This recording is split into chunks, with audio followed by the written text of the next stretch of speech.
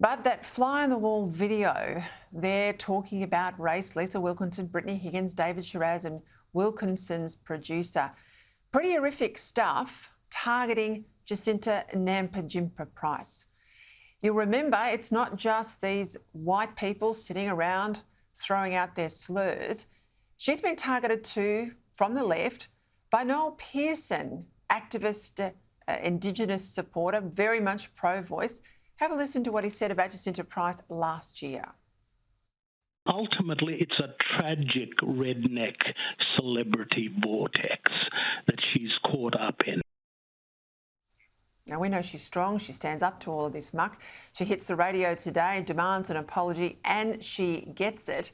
She got it at least from the owners of Channel 10, not yet from Lisa Wilkinson. But I tell you, having been there when you cop it, it bloody well hurts. I'm joined now by her good friend, Indigenous Advocate Warren Mundine, to give us his take on this left-leaning bigotry. Welcome, Warren. So do you reckon this apology goes far enough? Do you think it goes far enough considering Wilkinson herself has not apologised? Well, I think she needs to apologise. It was a disgraceful conversation that they had, and the hypocrisy of the whole thing. You know, like Senator Price got there on her own merits.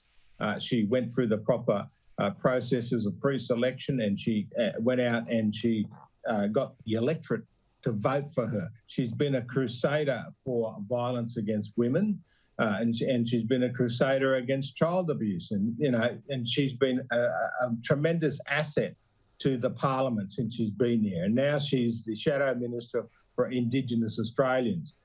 She is just an amazing woman, and she's so strong, and I'm so proud to call her my friend. And she's put up with a whole lot of rubbish. And look, I believe Lisa Wilkinson does need to apologise.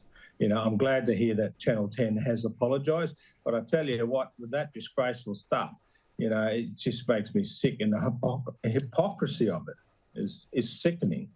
Yeah, look, the irony is not lost on me that they sort of snigger and call her a diversity pick.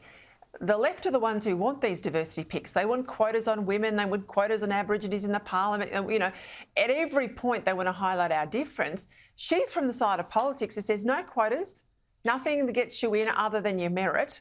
And if you put your hand up, you're going to have to run in an open pre-selection, which she did. You're going to have to front the electorate, which she did.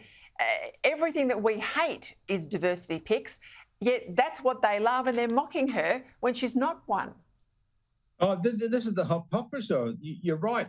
They are so much into diversity and getting a wide range of people into the parliament, women and Aboriginals and many other different ethnic groups as well. And yet when they actually get someone there who got on her merit, they snigger at it. They make jokes about it. You know, how much hypocrisy is that?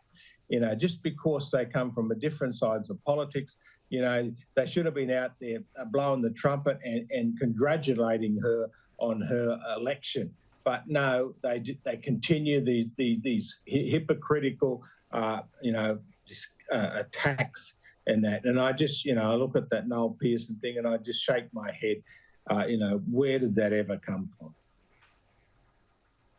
I know you're getting around the country, you're talking to a lot of people about opposing the voice, and we see in the polls the more they understand, the more they don't like it.